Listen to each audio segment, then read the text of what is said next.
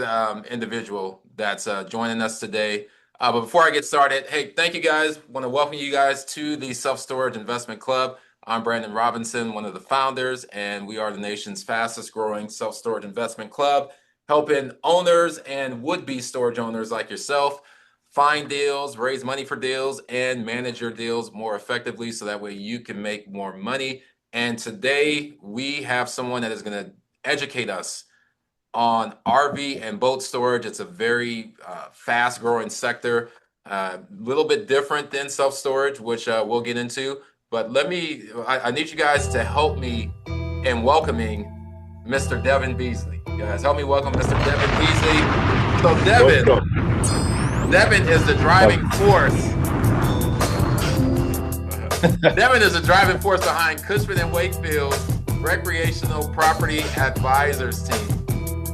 And leveraging deep expertise in RV and boat storage, marinas, RV parks, and resorts, he delivers decisive advisory and transactional solutions to private and institutional clients. Known for his relentless client focus, Devin forges strong, lasting partnerships while crafting powerful, tailored strategies that maximize investor success both now and in the future. You guys in the investment club, let's give a warm round of applause and a welcome to Mr. Devin Beasley. Welcome. Pleasure.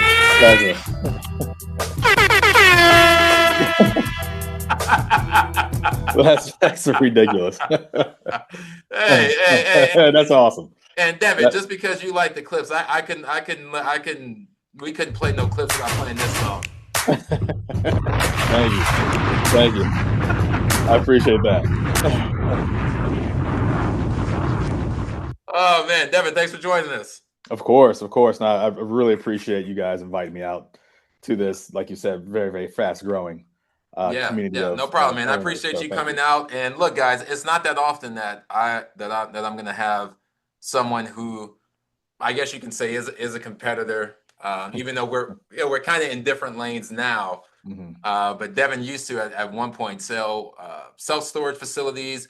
Then he kind of pivoted over into RV and boat storage and marina storage because, that was it's a very attractive market, and it was a market where it was really unrepresented and underserved by the self-storage brokerage community because, you have individuals like myself or the guys at Millichap and Franklin Street, Carl Tui, we sell RV and boat storage kind of on the side. It's just like a side piece for us.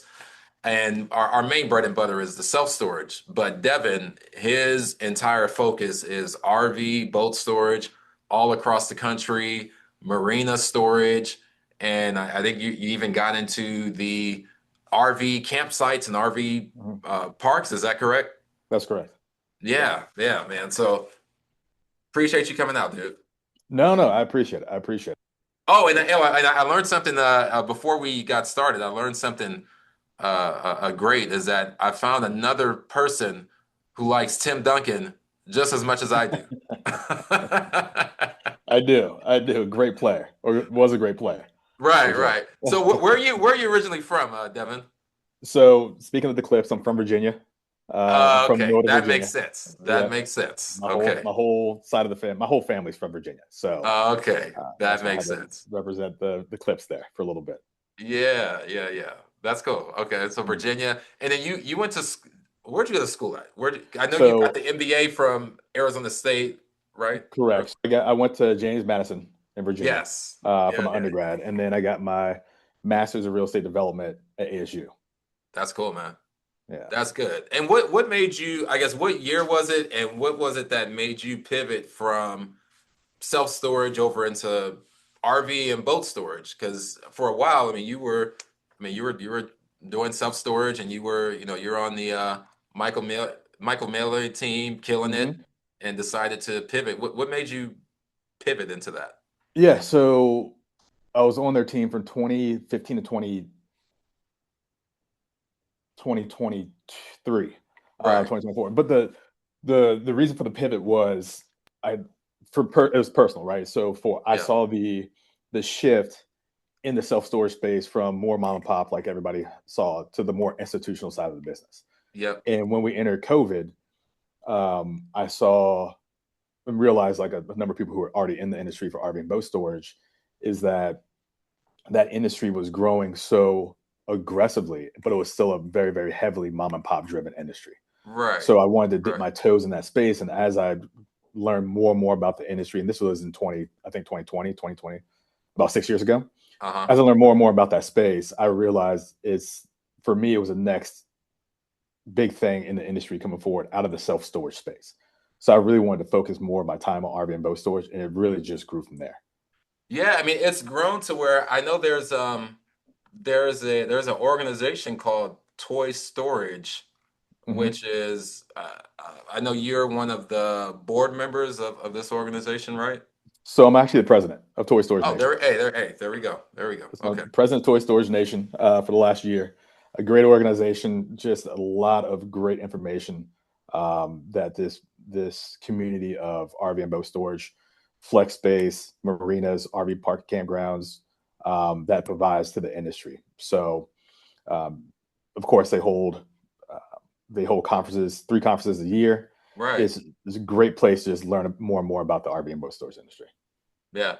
Okay. Yeah. So if you Mhm. guys are, if any of you guys out there really serious about RV and boat, I would recommend you joining this organization because they do various, they have various events. I think you just had a mastermind in Denver last week, right? That you were at. We did. Our next one is going to be actually in Florida Okay. on December 4th. Okay. Whereabouts? I believe we just picked it. It should be in Fort Pierce, Okay. but I will confirm that for everybody. Yeah. So, Devin, so for someone who is like familiar with traditional storage, but they're a little bit new to RV and boat storage.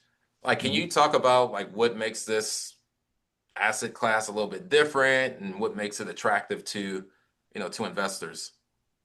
Yeah, I would say there's a lot, but we'll try to peg it down a little bit to a few a few different Nah, man. No, points. you know what, Devin, man. You no, look, man. Look, I know you could talk. I know you like to talk. It's something you're Mhm, passionate about. So, mhm. I I had a couple like these are for my own because I'm interested in the Right, space as well. So I wanted to ask you some questions, but then just let you talk, give us your information, and then open it of up course, to the group. But yeah, like of course. what makes it a little bit different, and what's attracting so much institutional investment to the space? So, in my opinion, it really started during the COVID era, right? Okay. It was popular before COVID, and then once COVID hit and the work from home era, et cetera, the amount of sales for RVs just exploded. It went from around 350,000 sales per year for RVs to around 622,000 sales of Wow. RVs that year. Wow. So it almost doubled. In that time, people needed places to park, right? I mean, this is kind of a broader comment, but if you're selling 600,000 vehicles a year, there's not 600,000 spaces per year that are being built to hold those vehicles. Yeah. Um, like I said, that's a broad comment because some properties, of course, are not 100% occupied. So take that with a grain of salt, but it's still a very, very underserved space compared to the number of vehicles that are on the road today. And then the barriers to entry for development, they're higher Yeah. than traditional self storage. And you all know just as well as I do, especially in the California market, you could build a self storage property on a quarter of an acre and go 6 stories up and 2 stories down, and someone can build right across the street from you if the Yeah. municipality allows it. Yeah. You can't realistically do that in RV and boat storage. You need at least, I would say, at least 5 acres. The average is between 7 to 15 acres that people are building out. So once you're building one in the market, the municipality is going to be hard pressed to pass or approve another property across the street for 15 acres. That Yeah. being said, it's happening more and more in Florida. Of course, this is Florida, East Texas.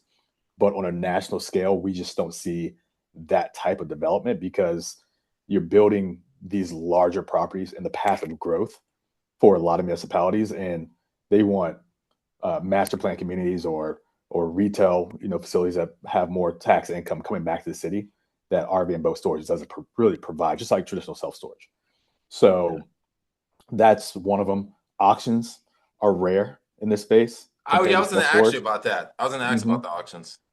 I mean, think about it. You're storing a $500,000 vehicle for a person.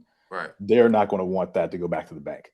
So you Yeah. rarely see them missing payments or late payments on their space because they don't want to have to go through that process of bringing their vehicle back or maintaining it, or not having to go back to a lender or not having being auctioned off. Um, so I'm not saying, of course, most of the comments I'm making are broadly, right? Every facility is different, Right. but for the most part, they're not going to want to lose that vehicle.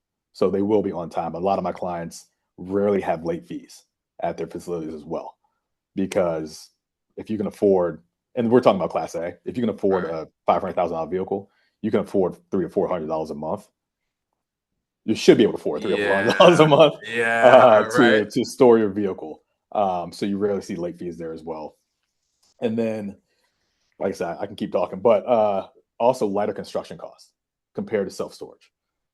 If you're building out, and Brandon, I'm sure everybody on this call does. If you're building out self storage property in today's market, you're in that 90 to Yep. 130 bucks square foot, whatever it is. Yep. RV and boat storage. If you're building Class C, which is gravel lot, chain link fence, that's probably 30 bucks a square foot. If you're going true Class A with all the amenities, then you're in that, I would say, 70 to 75 bucks a square foot range. Is that for fully enclosed, or is that just canopies when you say That's 70? mainly canopies. Once you start diving into the fully enclosed, you're getting closer to the traditional self Yeah. storage Okay. without the conditioned part of it, unless you want conditioned. Some places are.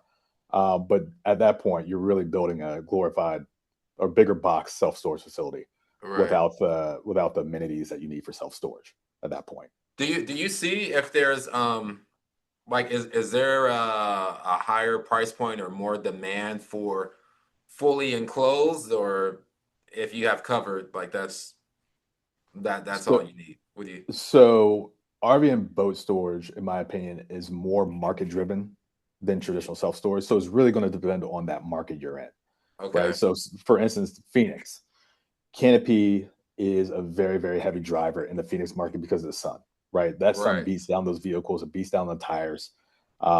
It just ruins a vehicle. So yes, we have a lot of open air facilities in Phoenix, but more and more groups are developing fully canopy properties just because of that. If you have the Great Lakes, because of the wind effect coming off the lakes, we're seeing Right. more fully enclosed facilities up there because the wind is just beating down on those vehicles in that particular market. So it was really, really market driven as far as the type of build out and type of amenities you will have at that property. Yeah. I got you. Mm-hmm. And I had a question for you about just the from where people are coming from. It seems Mm-hmm. like an RV and boat storage, like your customer base is not, it's not like the traditional, okay, 1, 3, Mm-hmm. 5 mile radius as it is in storage. I mean, it seems like, as I'm looking at reports and looking at data, I mean, the customer base is even further out from where it is with traditional storage. Like, can you Correct. speak to that?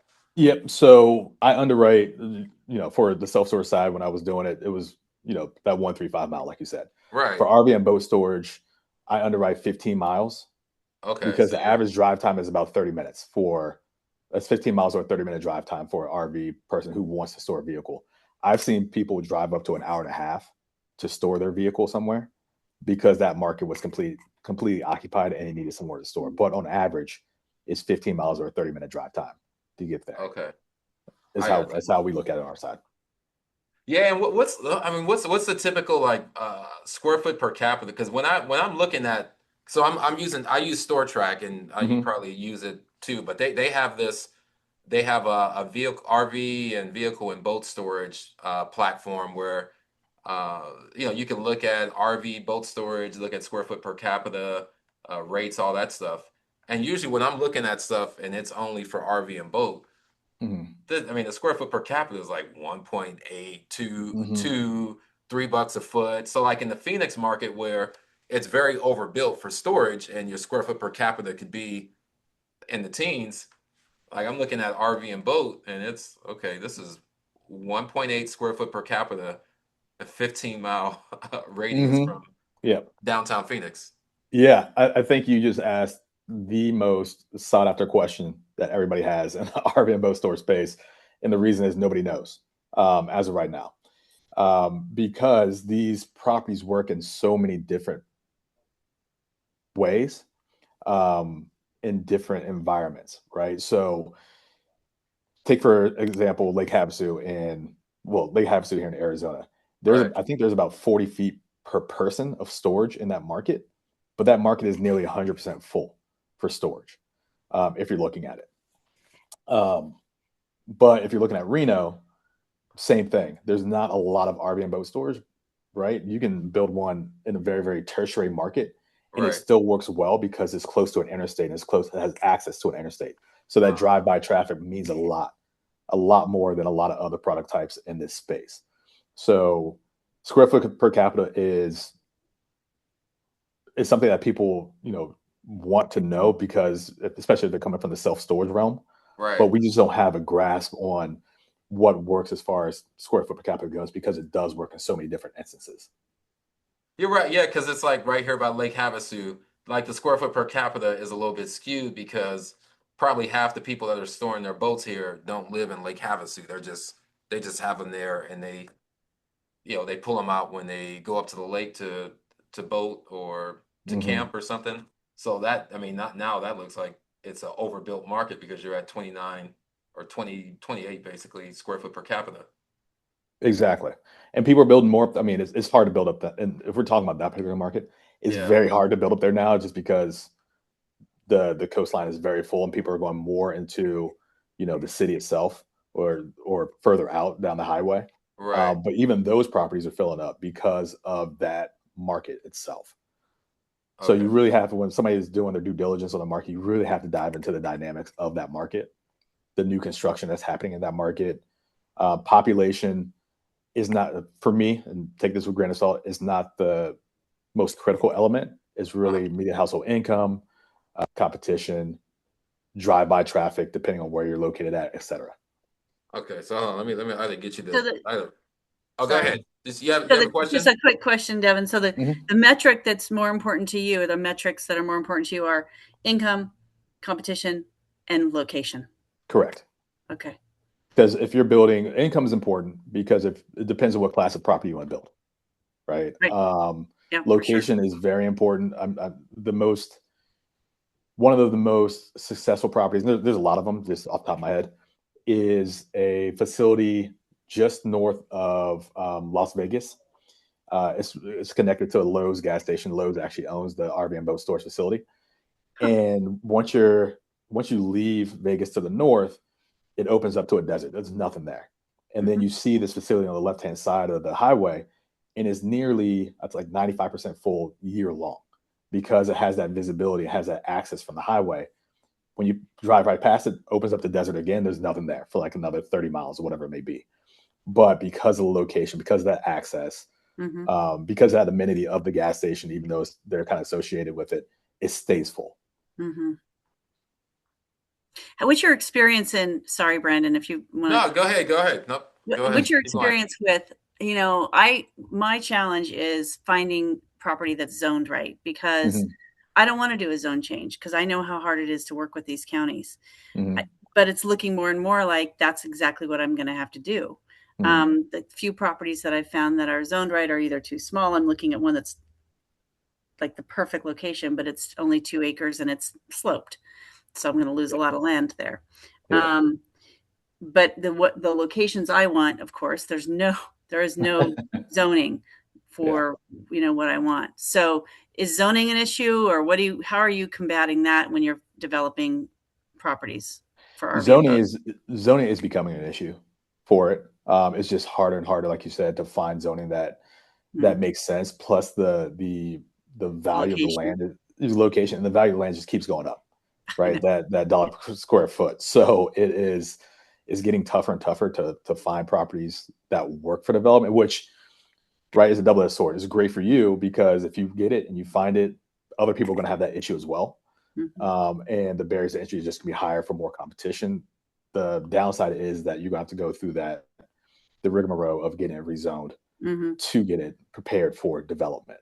And there's really, I haven't seen anywhere around that yet as more competition from data centers or whatever it may be come into the market and are competing for that same property, True. right? Or Yeah. the same development piece of land. Yeah. And typically the properties that are zoned right are light manufacturing or industrial, and they're not in a location that we want, right? They're not getting the eyeballs that we want. Right. So, yeah, anyway. If you can, I highly suggest, you can be, like I said, you can be in a secondary, tertiary market, as long as you're close to an interstate. I'm not saying being out in the middle of nowhere. That's a whole different conversation. But if you're on your path to or from a destination, you don't have to be. I live here's San Francisco. Yep. Here's Lake Tahoe. I'm right here, and this is Interstate 80. I mean, it's like prime for, everybody hauls up their boats and RVs and goes up to the mountains for. But Lake Tahoe is definitely a needed area for boat storage and RV storage. But finding the where they're worse than anything down here. So restriction wise. Okay, I'm gonna. Okay. No any problem. questions you have? No, any questions you guys have? And if you guys have any questions, like Tommy has a question in the chat. If you guys don't want to come on screen, you could put them on the chat. We'll read them off. Tommy's asking, do customers stay longer than self-storage on average? Since it's so, it's easier for them to just get in their vehicle and drive off. So what are you saying with that, Devin?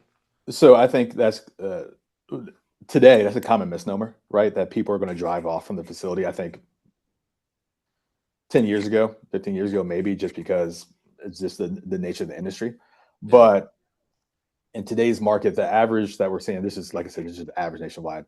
It's about 18 months that people are staying at a property, give or take. And once somebody, because you're storing these high dollar value vehicles, once somebody finds a facility they like, they are more prone to stay there because that manager will take care of their vehicle, right? Okay. You're going around and trying to find another manager who is just as good, or another facility is just as good as the one that you just left. People will be hard pressed to do that because, and just for example, summertime, you leave, right, for 30 days. The average amount of time that people travel during summertime is about 45 days in an RV. The rest of the year, they're parking, which is another great thing about RV storage, right? But you're leaving for 45 days in the summertime. You don't want to have to come back and find another spot to park at once you come back home with your family. You just want to park your vehicle, clean it, and go home, right? So to say that you're going to break your tenant lease at the beginning of the summer just to go on a trip, to come back and have to drive around for another 2 hours after you drove for 18 hours from wherever you came from, is not something a lot of clients want to do. So I don't, just from the feedback from my clients and just knowing the industry, most people who find a facility that they like will stay there long term. Yeah. I was going to ask you, Devin, on that. So you said 18 months. What's something that would cause somebody to move out, like take their RV and go somewhere else? Like, is it, hey, I don't like visiting this lake anymore. We're gonna start visiting Lake Arrowhead instead of going up to Lake Havasu? Or like, what causes people to move out of a RV and boat storage facility? There's a couple reasons outside, just the personal reasons, like you said, right? That you just have to move to a new area. But one is ECRI growth, right? That existing customer rate increase, right? Some groups are treating RV storage like traditional self-storage, and you can't do that. You can't raise rates that aggressively on RV storage tenants because they will drive away at that point. They're much more sensitive to that rate increase than traditional self-storage. So you just have to be very, very cognizant of your tenant base. Another one, and I just had it in my mind, but another reason that people leave is they don't have the amenities that another facility will have at their property, right? Okay. If there are two similar properties next door to each other, one has a dump station, air station, water station, and the other one doesn't, they will go to the other property because it's just convenience at that point. They'll have to search around for a dump station. Right. So a lot of it is a convenience factor for a lot of these groups because, like I said, once they come back from a trip, they just want to get there, get out, go home, right? So a lot of it is convenience driven. Yeah. No, that makes sense. I have a Um, question. Go ahead, Scott. So in my market, I've just been dealing with them this week, and they're now banning all outdoor storage any lot larger than one acre. Are you seeing Mhm. that in other markets? Like they don't want exposed storage. So anything I'm building now has to have either a solid gate around it and not tall lighting, or they want everything to be enclosed now. That's I am seeing that, but that's really I would say county by county or state by state kind of conversation. Some states really don't want you to do it. Maryland, for example, right? You have to have fencing. They cannot see an RV from the street whatsoever. In some counties, so you do have to have that security fence up, and more than likely it has to be a 8 to 10 foot, CME wall around there. So we are seeing that more often than not. But if you're building like a Class A facility, that's not really a concern because you're going to have those amenities. It's when you're building a facility that has like that chain link fence where you can just see through it and it's very visible from the interstate. That's where a lot of municipalities are having issues nowadays. Now I'm trying to decide between I have, this what's going to be 6 or 7 acres on the other side, but I have a 1 acre of prime Blue Angels Highway Mhm. that I want to develop, and I'm kind of thinking the covered RV storage, the ones that are climate controlled. Maybe do you see the money for the climate controlled ones versus just doing the fully enclosed ones that just have the 115 plug in it? Or is that better to use for covered? It's such a limited amount of acreage. I want to get the best bang for my buck out of it. I mean, if you're building on 1 acre, you're gonna lose a lot of that acre if you're building a Class A facility just because you're putting buildings on at that point, I could right? put about 20,000 square feet is where I'm sitting at. And I've been through pre-planning with the county. It sounds like I could get about 20,000 square feet, about almost 40 units, 39 units on it. For fully Obviously, some enclosed. of them won't be, 40 feet long, but this whole row over by the road, those would be 50 feet. Along here would be 40 feet. And then on the other side would be some, 20 and 30-foot ones. Okay, that's about the average we're seeing, right? Between 40 and 42 spaces per acre Okay. is what we're averaging. It's really going to depend on your drive aisle width as well, right? Because if you're building 40-foot spaces, I'm assuming you're going to angle those and not have them Yes. fully pulled in. So that's about a 35-foot drive aisle at that point, 30 to 35-foot drive aisle at that point. So I think a lot of it's going to come down to your drive aisle width. But to kind of answer your question, if you can fit that many fully enclosed units on there, my assumption is you don't have a lot of fully enclosed comps to come off of Yeah. as far as rental rate goes. They're So going for that about 880 for a 50-foot one. They start at about 560 for a 30-foot one. If they only have a 110 plug in them. 110. Where I Okay. used to be in Fort Myers, they obviously a better market. They were getting 1,300 for them, but they had a 100 amp panel and a mini Mm-hmm. split on them. Yeah. So I'm trying. I don't know what they get on average. I'm only, I'm right at the entrance of the naval base, and I'm only about 5 miles from the beach. Okay. And so I have a good market. And if they're making the other storages not be open storage, there's not very much covered storage, and there's a waiting list in my area. So I know Yep. covered storage would be good, but is it worth the money to spend for fully enclosed on that corner lot? I'll be honest with you. I think it's up to you at that point. I mean, if you know your market and fully enclosed is 100% full, I would really have to consider. I mean, not fully enclosed. Sorry, canopied is 100% full in that market. Then I would really have to weigh the positives and negatives of building fully enclosed compared to canopies, just because you already know that it's a proven product Yeah. in that market. But on Right. this other side where you see the RVs, fully enclosed, I think would bring money on the corner. Over here, I could do canopies all Okay. day long and have plenty of room to do canopies. It sounds like you kind of made up your mind on that one.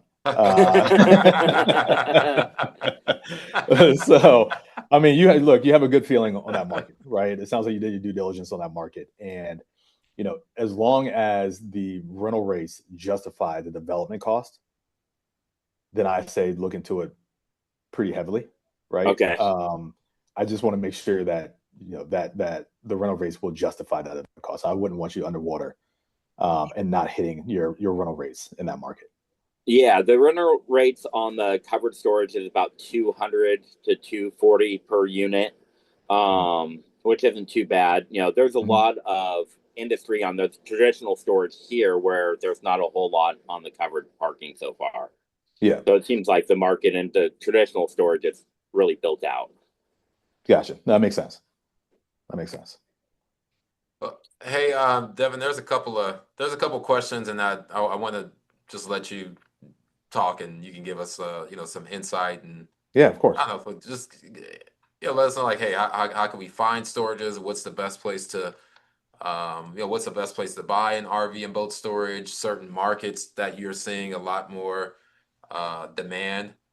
So first question is from Rich. He's asking, how do you determine demand? That's a loaded question, right? Thank you, Rich. I appreciate that that question. The demand is same as that square foot per capita, right? It's a very, very tough thing to correlate, just because, as I mentioned, they work in so many different markets and so many different regions and so many different stages. In my opinion, you really have to look at that 15-mile radius in that particular market, and then look at all the dynamics that we talked about before, right? Median household income, population. Even though it's a little bit lower on the list, you want to look at it because you want to know the type of vehicles. My team and I, we track, and this is kind of a good reference point.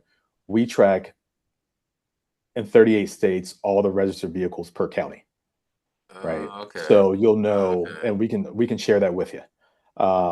You'll know the number of registered RVs and the number of registered boats, the fifth wheels, the trailers, and then you can correlate that with the population, or not the population, the amount of spaces in that market, or at least the amount of facilities in that market, and kind of back into demand there, right? If you have 100 spaces, but you have 300 RVs, then it's underserved. The caveat to that is a lot of the programs that are tracking facilities nationwide, they're doing a great job, but I would say they, comparatively speaking to self-storage, they just started tracking those facilities.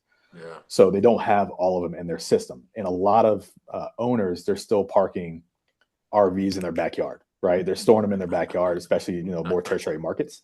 So, and those aren't being counted. So there might be more in the market than you actually know about. So it's just a research project at that point, figuring out how many true facilities are there in the market compared to how many registered RVs or boats or vehicles there are in the market, and putting those two together. Oh, thanks, Devin. Well, actually, you know what, man? You just made me think of something. Every time you talk, I think of another question. So, I like that idea. I like what you guys are doing in terms of tracking the registered vehicles and vessels per county. Is there a metric that you use, such as, okay, for every 100 vessels that are registered, 50 of those or 60 of those are going to park within the county, and the other 40 are going to park somewhere else? Kind of like with storage, where, okay, roughly 11% of the population uses storage. So, all right, if you got 1,000 people in the area, then okay, you need about 110 units or so. I'll be perfectly honest with you. I don't know of that metric, and the reason is kind of going back to what I said before. Yeah. Self-storage, the industry has been tracked so well. Yeah. For new development, for existing, whoever's coming into the market. It's been the REITs, they have the REITs reports, et cetera, showing occupancy, rate growth. We don't have that in RV and boat storage world yet, right? There's no true REITs there's one or two, but nothing like the Publix. Or is Rec Nation a REIT? Are they a REIT? Rec Nation? I don't believe so. Okay. But don't hold me that one. But no, I don't believe it. I don't believe they're a REIT. But I got you.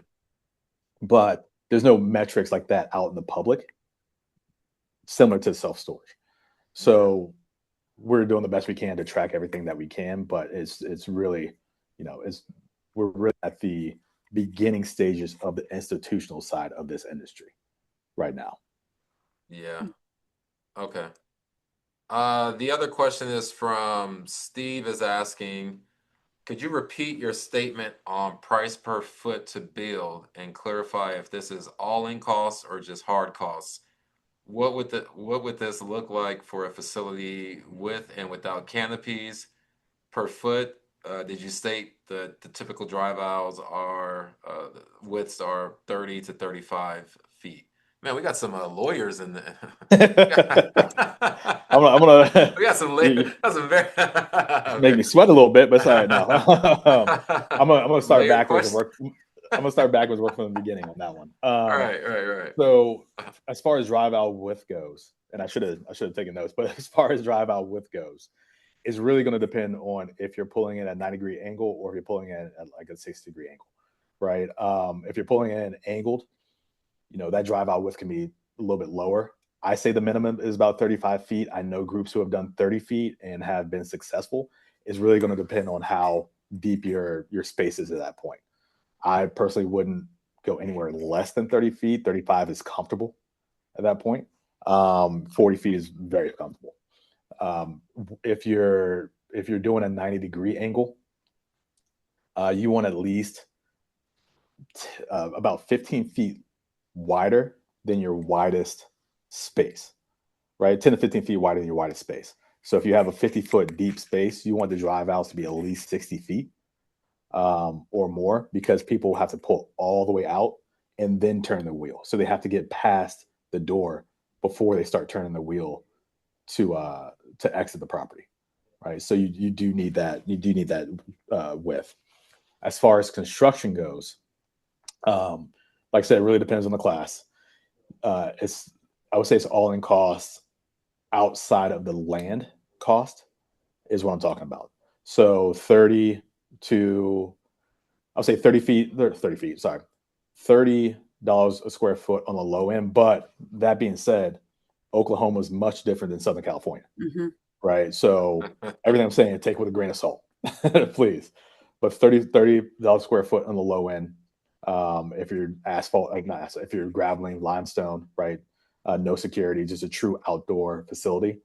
Up to, if you're building fully canopied, that's in that $60 to $65 a square foot range at that point when you're building canopies, adding the amenities that you need, asphalt, that CMU wall around the property, security, etc. So there's definitely a range depending on the type of class of facility that you want to build. I hope I answered all the questions. Oh, you did, man. You answered all three. There you go. So you gave you a thumbs up. Thumbs up. All right, I Thumbs appreciate up. that. Hey guys, also too, I put Devin's contact information in the chat. So if you guys ever needed to reach out to him, anything RV, boat, RV parks, development, marina storage, and what else are you doing? Everything. That's it. That's good enough. Campground. You do KOA campgrounds? Are you doing that too? KOA yeah, we do that too. So anything really recreational. Recreational. That's what it is. Yeah, recreational. Okay. All right, here I'll actually this last one, man, and then we'll let you. We haven't even given you a chance to just talk. No, this is perfect. This is what I wanted to do. Yeah, you kind of just been on the hot seat. Let's see. Reggie is asked. So Reggie, Devin, you guys might need to connect. So Reggie bought a property from us in Monroe, Louisiana.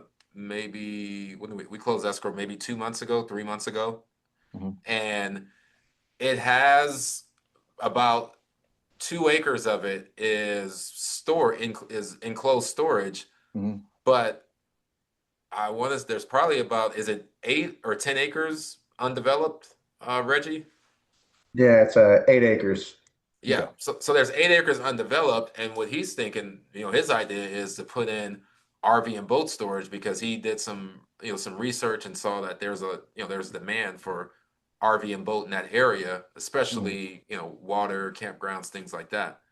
So he's asked. Well, Reggie, here, you want to ask your question, Reggie? Yeah, I do. So we actually did a similar kind of thing as you mentioned, where we looked at in the parish of where we're at. There's about 10,000 registered boats. We couldn't really find much on RVs, Okay. But right now we've already carved out about 2 acres. We fenced it off. We already put gravel there. Mhm. We're determining the layout, but we're a little mixed on what's the most successful path for splitting up the spaces. Do we look at 25% for larger RVs, 25% for commercial vehicles like trucks, and then the rest for boats and trailers because we see there's so many registered. Is there kind of a something you've seen a successful percentage of how many RV versus boat spots versus you know truck spots? Is and I don't know your well, without knowing your location, I would say that's a kind of a difficult question to answer because if you're not close to a lake, which I'm not saying you aren't, I just like I said, I don't know the location, then it's going to be more driven to the RV side of the business, right? If you're closer to a lake or a point of access to water or whatever it may be, thank you, Brandon. You're going to want to be closer to, or you're going to want to have it more heavily driven towards that boat side of it. In my opinion, this is where feasibility.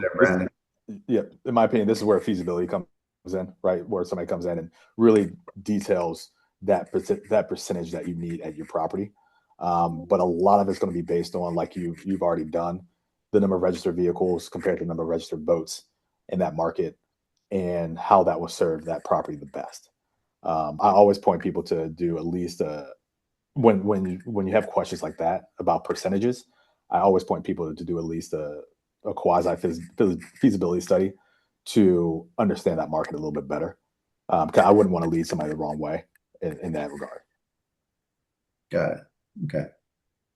Devin, who would you I know we had Bob Copper on here talking about feasibility studies a couple weeks ago. And then last week, Troy, he mentioned Joe Beth White. Who do you think would be a good person that Reggie could reach out to for a feasibility study in this location? I think both of those groups are fantastic, both Bob and Joe Beth, and then Greg Ellsworth out of Phoenix as well. He's self-storage Oh, consulting I group. know him. Yeah, he does some property management too, right? Exactly. So he owns the Pink Door Storage brand. But those three, and I'm not, whoever sees this, that's feasibility, I'm not cutting you out. I just know that those three groups do really good work. And I've heard really great feedback about all three of those groups. Cool. All right. Does that answer your question, Reggie? That does. You always hope for the magic bullet on that one to guide us. I figured you'd probably kind of go into that. It's the market, but I wish I could give you a better answer on that one. No, that's good. Thank you. Yeah. I mean, it might be, Reggie, it might be helpful too to I mean, you probably already done it. Go and talk to some other managers that have a good majority of RV and boat storage. And just get their feedback, walk their site, and just see kind of what their mix is. Yeah, I actually have. It's just I'm in Florida, so it's a bit of a different market. Yeah. Louisiana. I got you. Oh, so you walk the properties in Florida? Yeah, I actually even store one of my RV at a property here, but I've met with several groups in Florida and just kind of looked at their mix, but it's a little bit different. I'm in Fort Lauderdale, so we're right by the ocean. And prices are 3 times what I'm going to get in Louisiana. Here. It's been an interesting mix. So I was trying to see if maybe there was a nationwide kind of look at it. That I will say, there's definitely not a nationwide look. It's definitely more specific to each market. Yeah. Which is why I don't want to lead you the wrong way on that one. Cool. Appreciate it. I mean, I guess you can always, Reggie, you could always advertise something as, say, truck parking or trailer parking, and if you're not getting any demand or any hits from it, you could just kind of pivot to having that spot as RV and boat. Yeah, that's a good thing is that parking stops can be moved. Yeah. Yes. Yeah. Yeah. And then, hey, Josh is asking, Devin, what are the minimum amenities you would recommend? So if someone's building a new site, what's the minimum you recommend? So we'll talk about Class A here Yeah. facility. So I would say the three amenities that are absolutely necessary at a property. I kind of mentioned these before: a dump station for waste, an air station for your tires, and a potable water station. Okay. Those three are the ones you really want because those three are the ones that the tenants really want. Once you start going above and beyond that, I mean, I can name off a ton, right? Trickle charge to each stall. You can have solar. You can have a dog park. You can have a barbecue area, right? You can have a self-serve wash. They start getting pretty, I won't say costly, but pretty amenitized, these types of facilities.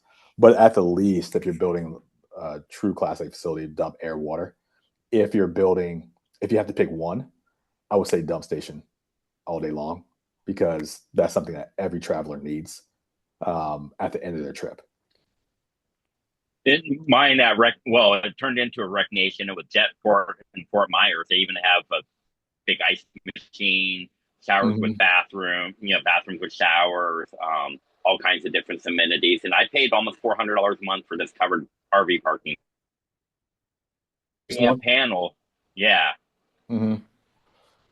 Yeah, no, yeah, the bathrooms, that's when you start getting really amenitized, when you start adding bathrooms and those types of uses to it. So, like I said, you can have the minimum amenities, right? The most necessary ones. Once you start getting to the more detailed amenities, you can push your rates because of that. You just have to be really Yeah. cognizant on the market, of course, and what's happening in that market. Are you a part of, because you said the toy box, are you part of the one over there in Bullhead City, Arizona by the airport? No, no. So I'm president of Toy Storage Nation. Oh, toy store. Okay. Yeah. Mhm. I know the facility you're talking about, but yeah, that's something completely different. Well, I went over and looked at one right across the street from it. I can see it from his house. So Oh, okay. Gotcha. Gotcha. Hey, I wanted to share something with you guys too. Uh, so if you guys do have, since we were talking about the dogs and all that stuff, it made me think of something. Mhm. So there's a company they're called Sniff Spot, and there's another one kind of like them to where if you do have, I guess, some open space at your RV storage facility where you have a dog park and it's gated, there's companies where you can actually list your property, your gated property, and you can rent it out for people to bring their dogs and then let them run Mhm. loose and off leash and what have you. So I mean, again, if that's an amenity that you're going to offer, like Sniff Spot, this would be a good website to get signed up for. And then another one which which is very popular right now is Truck Parking Club, Mhm. where these spots they're kind of like think a spare foot or what's the other one? Gosh, Sparefoot are like Airbnb for folks that want to park trucks. Like they can actually go into here, they can look for truck parking in Arkansas, and a list of different spots where you can park trucks comes up with pricing. They can book through this site, the whole 9 yards. It's a pretty good site. I actually use them at some of my facilities. Uh, I have not used this one yet, but they keep sending me emails, so I might think about it. I'm just not sure how it would work with the storage tenants because I wouldn't want some dog running around the storage and something happens and I don't know what the insurance liability is on us, which is why The I haven't done this sniff spot, but I am doing the truck parking club, and also there's another one called I think it's called Neighbor. mhm. I think it's called Neighbor. Is that right? Neighborly? I'll look at it. I think it's called Neighbor, Okay. but it's similar to those other two. Okay. Another question from KK is, aren't canopy spaces versatile, i.e. the same canopy fits RV or a boat or a truck? I would say yes. That's kind of a loaded question, I think. It really, I mean, so you're building I think where he was getting at is he was listening to Reggie talk about the mix and see, okay, which ones will be dedicated for truck and boat, trailer. I think KK's asking, well, if you have a space that's a canopy, can't you use it for truck, trailer, boat? Yeah, I mean, look, you can, right? I mean, that's the beauty about RV and boat storage. You can park, depending on the codes, you can park anything, underneath those canopies. It's really going to depend on, the width of your space too, right? If you have 40-foot spaces and 35-foot spaces on a row, then those canopies are going to be shorter than a larger, wider space. But typically, yes, you can park boats, trucks, RVs under the same canopy, and it'll work just fine. What size do you find to be one of the better sizes for a covered RV and then enclosed? What size would you target? 40 foot, 45 foot? What do you find to be the best size? So the 12 by 35 in the RV store space is like the 10 by 10 in the self-storage space. That's the average size for RV and boat storage. For fully enclosed, of course, that's a whole different type of user. Is usually the diesel pushers, the big ones. So that 14-foot wide by 40 to 45 and up, well, really 45 and up space is what people typically want to see for a fully enclosed, because you're putting, the bigger dollar value of the diesel pushers in those units. Okay, thanks. Yeah. Hey guys, I found that website. So it's called neighbor.com. And this is another one where, just like truckparking.com and the sniff spot, you can sign up for these for free. And as someone comes and books, just like with Sparefoot, someone books and they'll charge a fee. I think Neighbor, it's like 10-15% of whatever it is that I'm charging for my spots. And with Neighbor, you could be a storage, or you could there's people on here that just have like unpaved lots at their houses that they'll put on here, and people can rent the space for $50 or $75. Like, this is someone's house that they have just on Neighbor, advertising it for a 10 by 20 unpaved rental at $59 a month. So this is another good website that you guys can go to as well, and just go here to sign up, or no, I think it's become a host, and then you can put your information onto the site and become a host. Mm-hmm. Anyway, Devin, you got any? I guess we can let you. We can give you the last couple minutes to talk. You got anything anything important you think we should know, or any I guess any tips, any advice? I'll share the most important thing that I think everybody should be aware of in today's market. Yes, the RV and boat storage industry is definitely a highly sought after industry, but it does get affected by the economy, right? And everything that's going on right now, especially with the war. That being said, it's a very, very resilient space. So I just want to give y'all a couple numbers, and then we can go our separate ways. But so like I said, in 2022, April or 2022, we saw the highest amount of RVs shipped, right? 622,000. In April that year, we saw 57,000 RVs shipped, which was one of the highest ever. Then everybody knows what happened in 2023. 2023, interest rates went up, construction costs went up, everything went up. So in April 2022, we saw 57,000 RVs shipped. In April of 2023, we saw 31,000 RVs shipped. So it went down drastically. But as people started to understand the market, they started understanding finances, etc. We start seeing that tick back up year over year. So April 2024, we were at 34,000. April of 2025, we were at like 26,000. And then the war happened, right? Tariffs, all that good stuff. April of this year, we saw around 29,000 RVs shipped. So it went back down again. I'm saying that because we're seeing it across the industry that things are just softening. But as the market eventually corrects itself, people start understanding their finances again and how that's going to work with, their vacation lifestyle, whatever it may be. It should recorrect itself and go back up if we're just going off the trends of the last 5 years.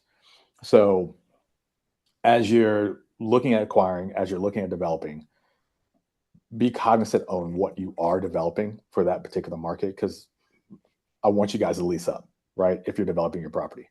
Yeah. Lease up might be a little bit slower in the short term, but it should pick up in the long term, depending on where the economy goes. So it's a great space to be in. I love the space. There's a reason why I switched over from self-storage to RV and boat storage. It's just very, very attractive to me. Very, very mom and pop driven industry. Not a lot of institutional players in this space yet. There are a few that are very well known, right? Bluegate, Rec Nation, McCritchie, etc.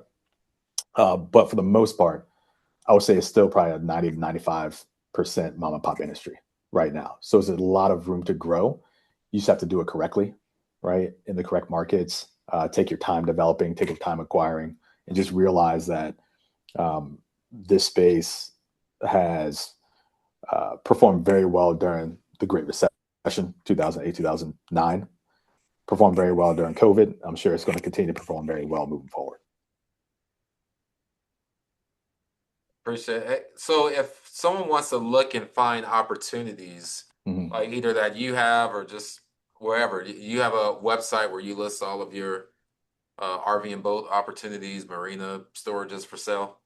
Yep. So it's RP Advisors Group. Hang on 2 seconds. RPadvisorsgroup.com. So RPA. Okay. And that's our website. We're bringing out more and more. We should be listing a couple more. And then you can always, there's always different avenues, right? A few other brokers do the same thing. Facebook has some that we've seen, but call me, have a conversation with me. We can always try to find something that works for you in your particular market or the markets that you're looking at. Yeah, RP. So RP. Don't make the mistake I made and put in RV. RP. So Ronald and Peter advisorsgroup.com, and you can go and check out all the listings that he currently has for sale. I know you can go on Crexy and like list self-storage, but a lot of that stuff is going to be mixed in with self-storage. So you might have to filter through some self-storage, because I don't believe on Crexy there's a product type just specifically for RV and boat. It's mainly self-storage, and then you kind of have to sift through all this stuff to get to the RV and boat. And I believe it's the same with list self-storage as well, as far as their listings. Oh, here we go. Okay. All right, there we go. List self-storage actually does have RV and boat specific search. There we go. Okay, that works. Yep. Cool. You got that. And then RP Recreational Property Advisors Group.com. I also put Devin's information in the chat. So if you guys want to continue the chat, you want to call him about buying something, or you got something you want to build and sell, definitely reach out to him. He is the expert when it comes to RV and boat storage.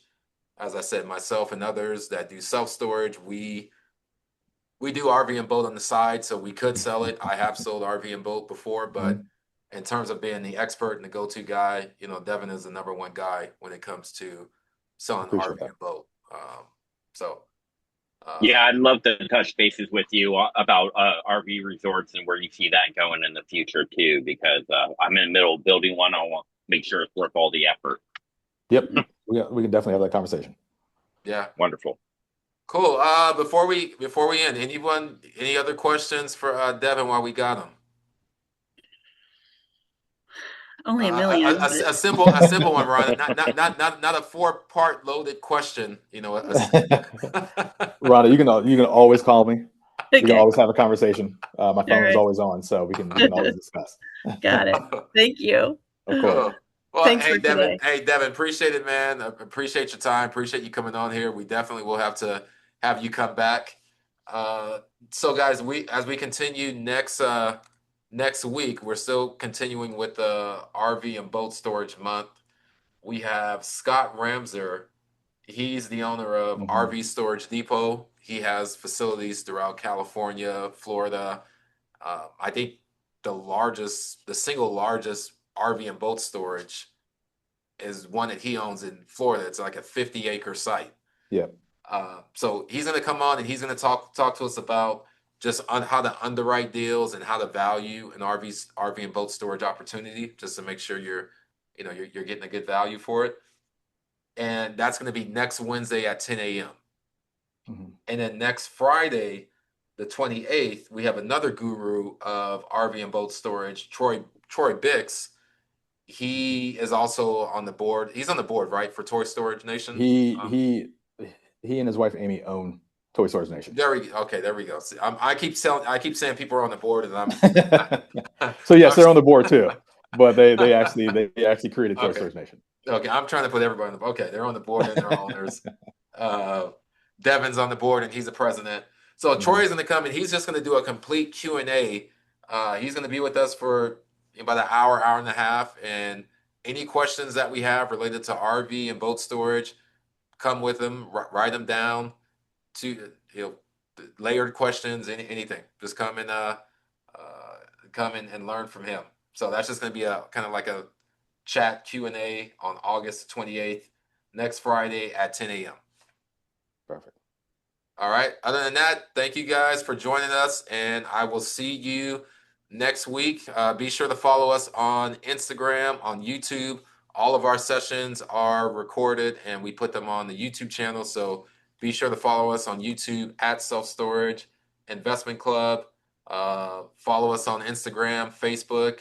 And until next time, I'll see you guys next Wednesday. Thank you all.